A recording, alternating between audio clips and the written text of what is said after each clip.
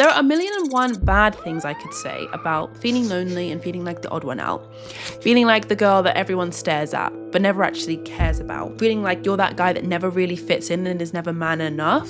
I've made a bunch of videos talking about some of the downsides and just shedding light on the fact that there's actually a lot more to us than just what you see on the surface.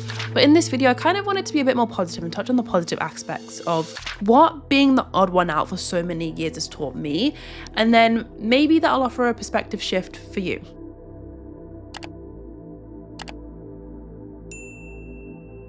Hey, if you're new, I'm Christina and I make videos for people who are feeling lonely.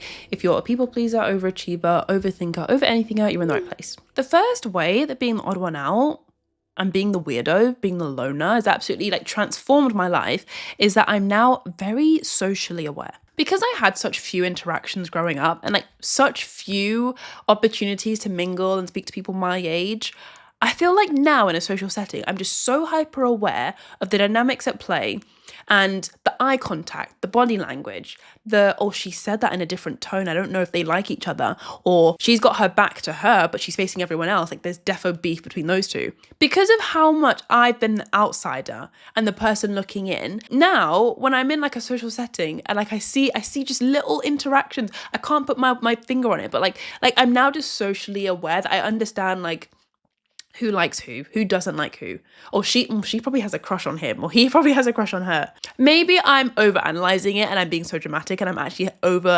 overhyping my social skills, but I really do think I've got such an idea socially, the dynamics at play. The reason being is because anytime anything happens to me, I just start to analyze why the person has done it.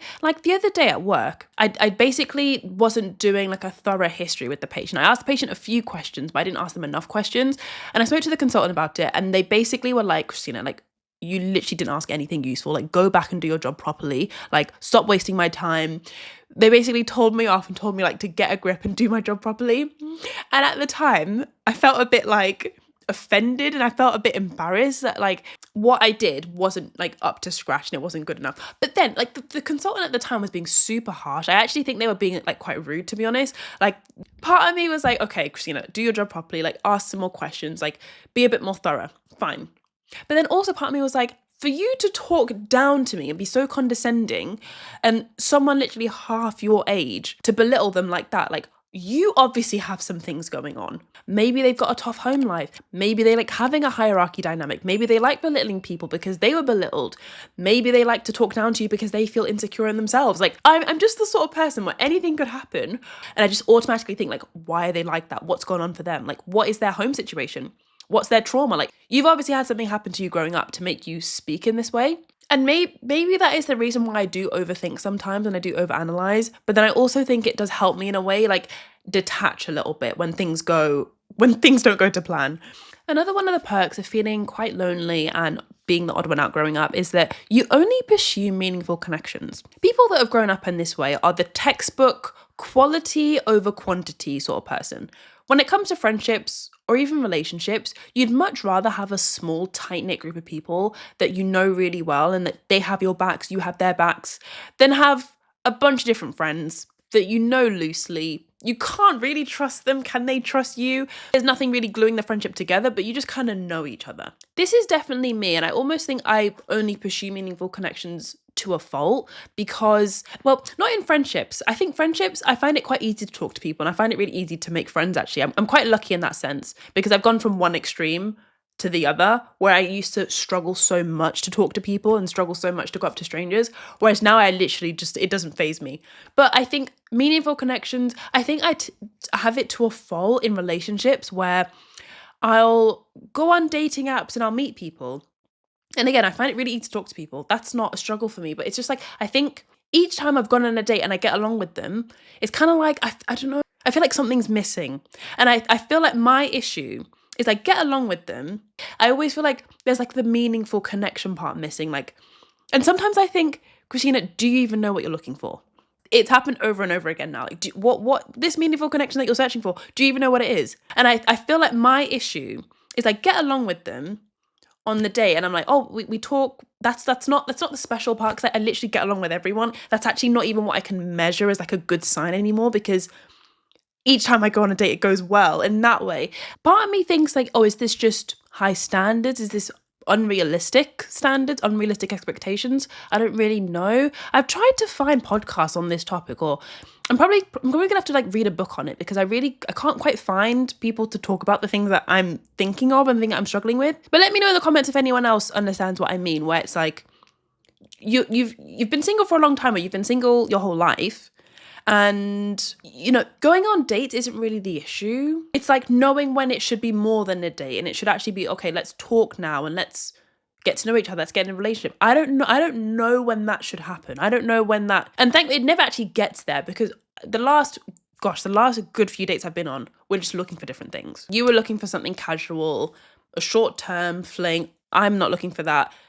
Okay, cool. Let's end things. That helps a lot, because I'm like, okay, the meaningful connection thing I'm looking for wasn't there, but it ended for a different reason. Cool. So I actually never even get to the point where I should have that conversation, but I never know when to have it. Another perk of being quite lonely growing up is that you eventually become really independent. If you have to grow up and depend on yourself for emotional support, the sort of emotional support that you would get from friends and close friends and family and loved ones, but you don't have that, so you have to rely on yourself. If the sort of financial support you'd normally have to rely on your parents for isn't there, and now you have to get a job when you're 14 and 15 and 16, and you have to move out when you're 18, and you just rely on yourself, you become so self-reliant. All of these little things will add up, where you're literally like regulating yourself and funding yourself, supporting yourself, looking after yourself, raising yourself. And you just become an adult that's like so mature for your age. I low-key hate that phrase, mature for your age, but like you just become so independent and so self-sufficient, where like you don't even realize that you don't depend on anyone. You literally look after yourself. You low-key don't need an adult to pat you on the back and say, you're doing a great job, like I'm so proud of you. Like, you just get on with it. You just do the job. You just pay your rent. You just look after yourself. Like, partly I think this can be a double-edged sword though. Like, sometimes when you are so self-sufficient, you actually sometimes don't have strong friendships where that friendship is so strong because you kind of rely on each other. Like, there's an element to some strong bonds where you guys know each other deeply. You've known each other for years. There's trust there, but also like you do rely on each other for, I can turn to you when I'm having a bad day, or I can trust that if I call you in the middle of the night, you're going to pick up. When you're that sort of person that never reaches out for help, you never ring someone up in the middle of the night when you're like crying from someone shouting at you at work, or you never reach out to anyone when you're having a tough week. Like, you never give people the chance to actually build that really strong friendship or that really strong relationship. And I was talking to someone about this recently, actually. I was talking about the fact that like, I don't ask for help, like me now. I don't ask for help because I genuinely, like, I don't need it. And then they were saying like, oh, even though you don't need it, that's fine. That's cool. But like, sometimes it's actually not for you. Sometimes it's just people want to help you. Sometimes you have to give people the chance to like offer a helping hand or step up just to help you, because they literally want to be there for you. And in a weird way, sometimes you don't realize it, but you're actually denying people the chance to be like a good friend. They're being a good friend anyway, and they're being there for you anyway. But there's just like a little gap where it's like you're not asking for help, so they can't fill that gap and be like the friend that they want to be for you. This is still something I'm working on. And like I said, it's a double-edged sword, because you can be really independent, which has so many perks, but then also like sometimes your friends feel like they can't help you, or they want to be there for you more, but you don't give them the chance.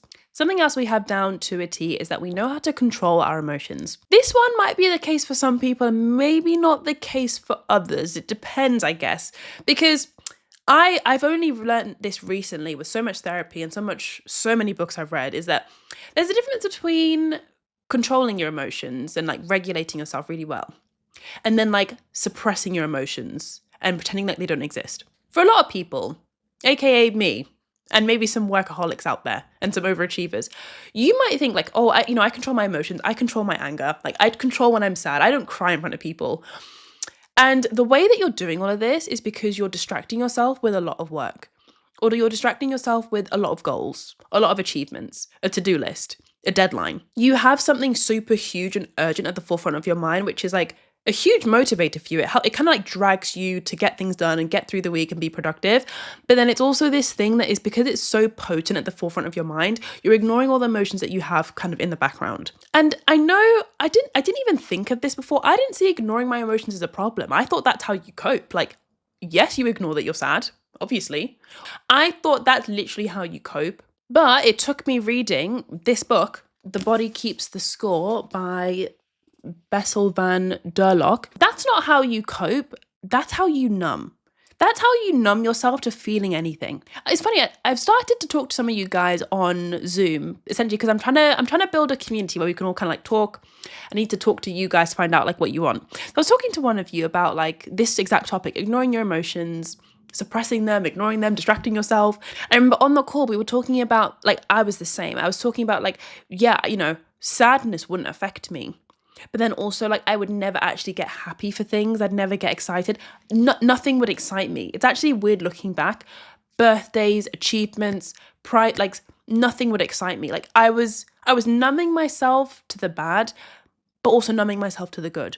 This community, by the way, I've got a wait list for it. So I'm going to let you all know once it's available, once it's, like, done. So if you're interested, drop your email in the link below. Ignoring your emotions, which is what I did, you know, it works, quote unquote. Like you don't feel as sad, and tough moments in life won't affect you as much. In terms of controlling your emotions in this chapter, some people might develop the negative coping strategy, which is what I did, but I think some people will develop the positive coping mechanism where, because so much of your life is in your own hands. Again, you're so independent and self-sufficient. You run your own life. You get yourself to school. You get yourself to work. You pay your own rent. You live on your own. Like, you regulate yourself. You know to pick up a self-help book, or you know to listen to a podcast. You know how to like troubleshoot all the problems in your life. If something's going wrong and you're procrastinating, like you can't get things done, like, let me go listen to a podcast. I'm crying out of the blue and I don't know what's going on with me. I feel really like hormonal. Like, well, let me go Google that. Let me find out what's going wrong. Let me book an appointment to see the doctor. But like I said, I think there can be positives and negatives to this. Another thing that people who are a little bit lonely can probably relate to is that you probably know yourself really well. I have a theory that every like lonely person or person that's felt like the odd one out can probably pin down why they're the odd one out to one major moment in their life. Like, let me know if you agree in the comments or not, but I feel like there's probably a moment in your life, an event, situation, circumstance you were put in where something happened, something went wrong, things didn't go to plan, you didn't have the ideal situation happen, and like that is why you are the way you are. Let me know if you agree. For example, for me, I know for a fact there's actually so many different things that came into play, but I feel like my defining moment for why I felt alone and boring, like a loner, like she's such a weirdo, like the reason why I had that in my mind so much was because I went to a high school where I was the only black girl. And I know to some people that might be like, Christina, that's not a big deal. And some people, they're like, oh, like that must have been awful. And if you're the second one, you're correct. It was awful. And I know for a fact that's why I am the way I am. And I went through a long phase and a long era where it was like so many negative thoughts in my mind. And I saw myself as not being as good enough as everyone else. And I felt like I was second best compared to every other person in the room. And it was like a lot of imposter syndrome, a lot of low self-esteem. But because of some of the things I've mentioned on this list, like because it made me super independent and learn to like control my emotions, initially hide them, but then like regulate them. And because I learned to just troubleshoot my own problems, why do I feel this way?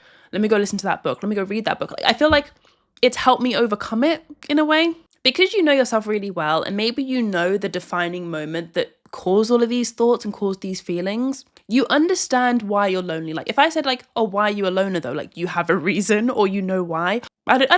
I feel like I have a theory that you probably would know. Like I feel like if I asked someone that's an introvert, like, oh, why are you introverted? Like I feel like you would know. Even if it was as simple as like, oh, I just like my own company, Christina. Like I just like being on my own. It doesn't always have to be a bad thing. I just feel like you know yourself well. But let me know what your thoughts are on that theory in the comments below. If you enjoyed this video, you might enjoy my "You're not boring, you're just an introvert" video, where essentially, as it says, I've come to like a few more ideas, kind of different to this video. It's actually quite different. It's more like explaining why people see introverts as like really boring, reserved people, but actually there's so much more to us than that. If you enjoyed this video, you might enjoy that one. Thank you so much for watching. I'll see you in the next video. Bye.